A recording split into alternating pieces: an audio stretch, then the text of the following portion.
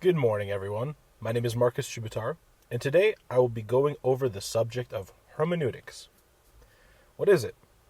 Why should we use it? And how to properly use it, and then I will provide an example of proper application. For starters, what is hermeneutics? Well, simply put, it is the study or process by which we interpret text. In our context, that would be the Bible. In fact, the word hermeneutics comes from the Greek word of interpretation. So what is it? Well, it is the process by which we believers approach the text in order to interpret the true meaning from the text, not what we thought about it. This process is called exegesis, where one draws the actual meaning out of the text through objective analysis. This, of course, is the opposite of eisegesis, which is when someone reads their own meaning and understandings and biases into the text. Now that we have a rough understanding of what it is, why do we need it? Well, simply put, the Bible is a big collection of 66 books, spanning 1,500 years. It's been written by more than 40 authors on the continents of Asia, Africa, and Europe, in 3 languages of Hebrew, Greek, and Aramaic. It's been written to a different audience, and it contains many genres: law, historical narrative, poetry, prophecy, apocalyptic letters, gospels, wisdom, and even more. Realistically, the Bible is very complex, and to think we can simply approach the Bible and assume everything is word for word and written for us in our 2025 world lens, not only a disservice to us from what we can glean from the word for ourselves, but it can also be a very dangerous road which can lead to sin, church hurt, and many other issues. Okay, so now that we have a good idea of what hermeneutics is and why we need it, now we can set a good framework for what it would look like. Here you see an image, often used to build this framework, called the interpretive journey. It starts in their town. Here you're going to try to read the biblical time and location using history and literary context to understand what the message meant to the people of that time. The second step is the width of the river and figuring out what the difference between them and us is. Any differences in culture, language, situation. And you're going to focus on specific texts in order to figure this out. 3, you're going to cross the principalizing bridge. What is the theological point that the central message is trying to relay? You're going to make sure that the principles that you're trying to figure out can be reflected in the text, are timeless, are not culturally bound, and are relevant for both the biblical and contemporary audience. The 4th step is understanding and asking the question, how does what I have come up with relate to the rest of the Bible? If you study the Old Testament, you must run it through the grid of the New Testament teaching. And 5, how do I apply this to my own life? You got to apply the theological principle to the specific situation of Christians today. So now, let's look at Matthew 18:20. If we read Matthew 18:20, we read, "For where 2 or 3 gather in my name, there I am with them." Does this mean that God is only there if 2 or 3 are gathered? Or maybe it can imply that God is more present somewhere when a group gathers. Maybe even that God cannot be with you in a real way if you are alone. We know this is not the case.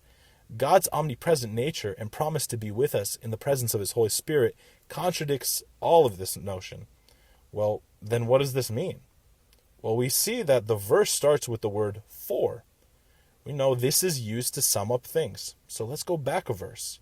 In verse 19 we read, "Again, truly I tell you that if 2 of you on earth agree about anything they ask for, it will be done for them by my Father in heaven." It mentions 2 of you. This is a repeated term, which might imply that they're talking about the same kind of thing. It also starts with the word again, and this must mean he is repeating something from before. So let's go back another verse. 18, "Truly I tell you, whatever you bind on earth will be bound in heaven, and whatever you loose on earth will be loosed in heaven." Truly I tell you, often it is used by Jesus to emphasize a main statement point. We see this in verse 12 of this chapter earlier, 12 and 13, where he uses it in the same way. Jesus wants to emphasize something. What is being loosed and bound? We don't know. Well, let's go back another verse. Verse 17, "If they still refuse to listen, tell it to the church. And if they refuse to listen even to the church, treat them as you would a pagan or tax collector." Wait, who is they? Well, let's go back another verse. Verse 16, but if they will not listen, take one or two others along, so that every matter may be established by the testimony of 2 or 3 witnesses. We are still looking for they, but now we see the 2 or 3 reappear. In this verse, the first word starts with but. This is a conjunction. Shout out to Schoolhouse Rock for teaching me that one. Joining 2 verses by the way of contrast. Well then, we need to go back and see what is being contrasts. And this is finally where we land, and we can work our way back up. If your brother or sister sins, go and point out their fault, just between the 2 of you. If they listen to you, you have won them over. Aha! Now we see who the they is. The context of all of these verses is with a sinning brother or sister. And so, what is the analysis of all the text together?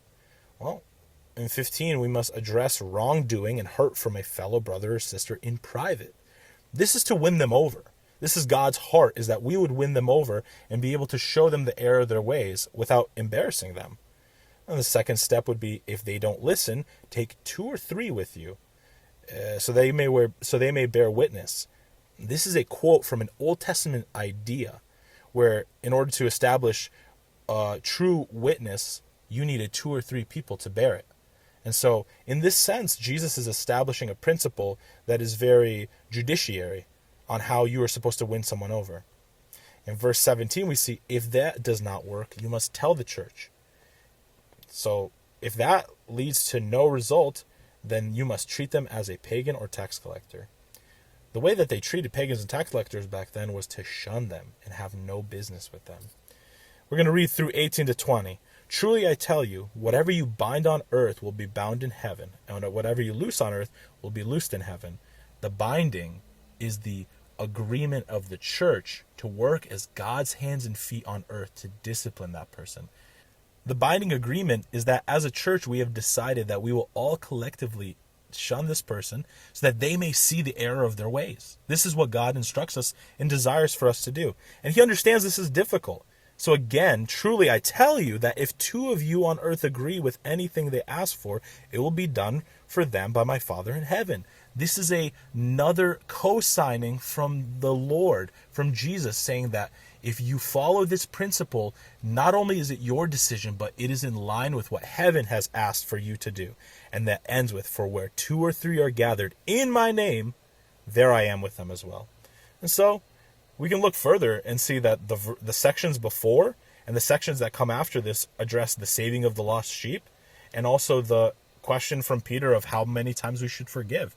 And so this fits nicely in there and shows that the true meaning of this is not a prayer promise, but rather the true way to read it is that this is about church discipline, and that the Lord will be with you when you make these hard decisions that are required. Thank you for spending time with me today, and I hope you had a wonderful time.